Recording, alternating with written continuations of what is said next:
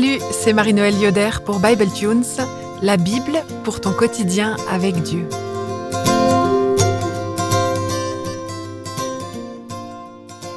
Le texte pour aujourd'hui se trouve dans la lettre aux Philippiens, Philippiens 1, les versets 9 à 11, et je les lis dans la traduction Nouvelle Français courant. Voici ce que je demande à Dieu dans ma prière.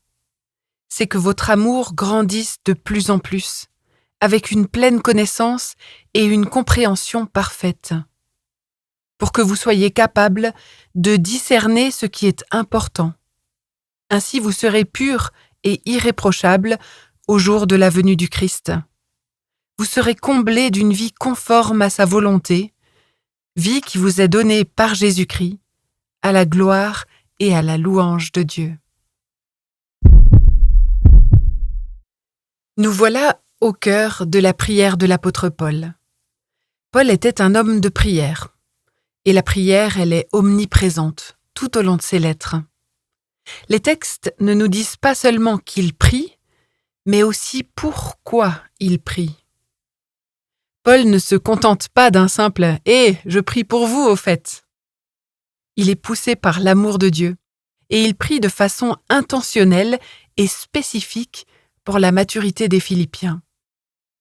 Quand Paul pense à une église, il prie pour elle, et il prie de façon ajustée. Paul avait certainement un don pour savoir ce dont l'Église avait besoin, mais il avait aussi une grande foi et une grande confiance en Dieu. Il savait que c'est le désir de Dieu d'équiper son Église, de la rendre davantage semblable à lui, plus stable et plus ancrée. Paul annonce le jour du jugement avec une grande confiance dans ce texte, parce qu'il sait que Dieu termine ce qu'il commence. Alors, par sa prière, il met l'église de Philippe en route. Pas seulement dans les temps de ciel bleu et d'herbes fraîches, mais aussi dans les temps de tempête et parfois de tornades. Quand on lit ce passage, on peut s'étonner de ce que Paul demande pour les Philippiens. La communauté de Philippe traverse de vraies souffrances. Un peu plus loin, au verset 28 à 30, on y reviendra, Paul dit que les Philippiens sont terrorisés et qu'ils souffrent comme lui-même a souffert en tant qu'apôtre. Est-ce que tu te souviens de ce que Paul y a vécu à Philippe, dans cette ville? Oui, il y a vécu des coups de fouet et la prison. Spontanément, on aurait pu penser que l'urgence, c'était de prier pour que la souffrance et les injustices s'arrêtent. On voit dans d'autres textes que l'apôtre Paul n'a pas de mal à prier pour des sujets concrets et matériels. Mais ce n'est pas ce qu'il fait ici. Les épreuves font partie de la vie, un peu comme les vagues de la mer.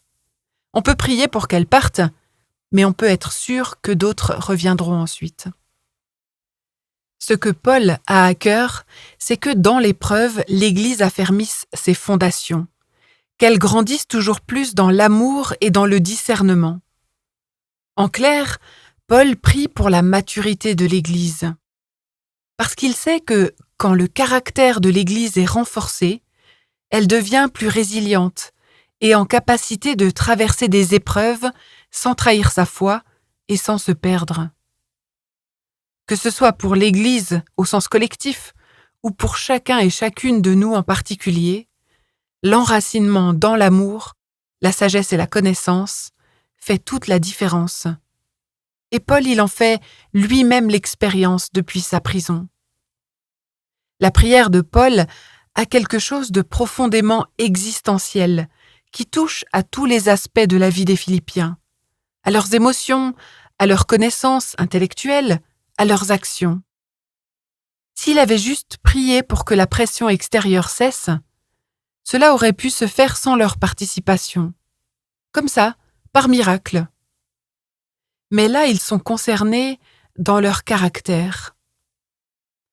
Le caractère, ce n'est pas juste l'intérieur, mais c'est quelque chose d'intérieur qui rejaillit sur le concret et de façon durable. Dans sa prière, Paul fait plusieurs demandes à Dieu, des demandes qui découlent l'une dans l'autre. Premièrement, Paul prie pour que l'amour des Philippiens grandisse toujours plus. Deuxièmement, pas de façon stupide et hors sol, mais avec une pleine connaissance et une compréhension parfaite.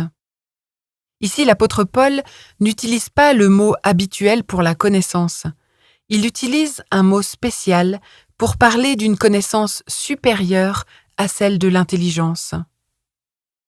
Les deux premières demandes, elles s'équilibrent déjà l'une l'autre. S'il avait prié pour que les Philippiens croissent dans la connaissance et dans la compréhension parfaite, ils auraient pu s'enorgueillir et se croire au-dessus des autres.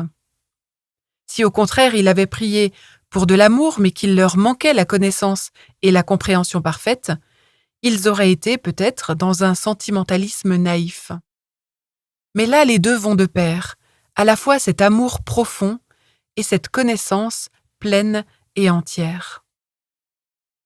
Cette base, troisièmement, découle dans le fait qu'ils puissent, fort de cet amour et de cette connaissance, discerner ce qui est important.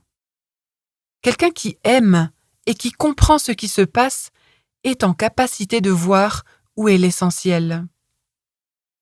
Quatrièmement, le fait de discerner ce qui se passe et ce qui est important débouche sur un discernement moral qui les conduit à être purs et irréprochables. Ils peuvent alors savoir ce qui est bon et ce qui ne l'est pas. Cinquièmement, Paul assure qu'alors les Philippiens seront comblés par Dieu d'une vie conforme à sa volonté. Tu vois un peu l'enchaînement logique de tout ça ? Aimer complètement avec une compréhension et une connaissance complète, c'est aimer à la manière de Dieu. C'est voir le monde comme Dieu le voit. Et l'ambition, elle est bien haute pour des petits cœurs humains. Mais par sa prière, Paul encourage les Philippiens et il leur dit en quelque sorte « C'est dans le sens de cette maturité que Dieu veut vous accompagner. » Par sa prière, Paul laisse un sacré défi et une sainte interpellation à l'Église. En réfléchissant et en méditant sur ce texte, je me suis dit que ça serait vraiment un sacré cadeau d'être au bénéfice de telles prières, de savoir qu'il y a des personnes autour de moi qui prient pour cela, pour l'Église, qui prient pour que l'Église grandisse en amour, pour qu'elle grandisse en connaissance et en pleine compréhension, pour qu'elle sache discerner ce qui est important. C'est une belle demande et en plus je crois que c'est une demande qui peut vraiment encourager les uns et les autres à se mettre en chemin, à essayer de vivre selon ce projet de Dieu, de grandir en amour, en pleine connaissance et compréhension, de chercher à faire sa volonté et d'avancer confiant que, au jour du Seigneur, le jour où le Christ reviendra en gloire, tout sera fait parfaitement. Il y a quelque chose là d'une espérance qui est remis en mouvement par cette prière.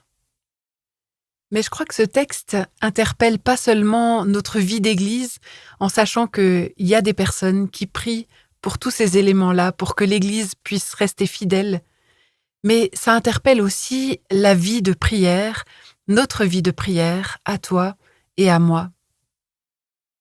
Je peux te poser une question ?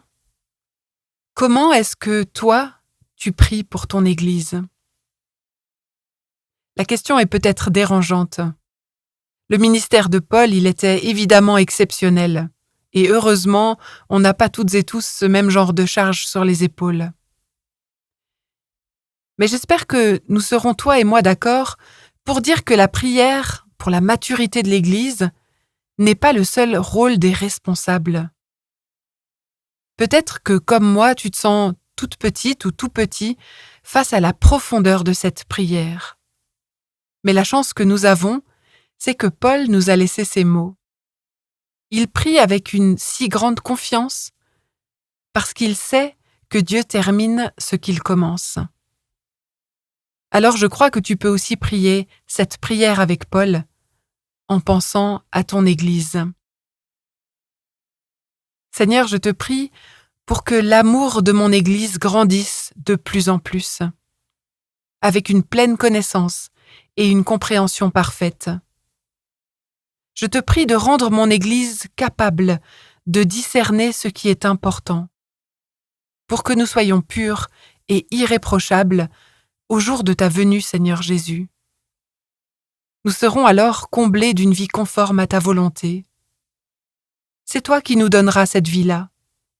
Et ce jour-là, nos vies seront à ta gloire et à ta louange. Amen.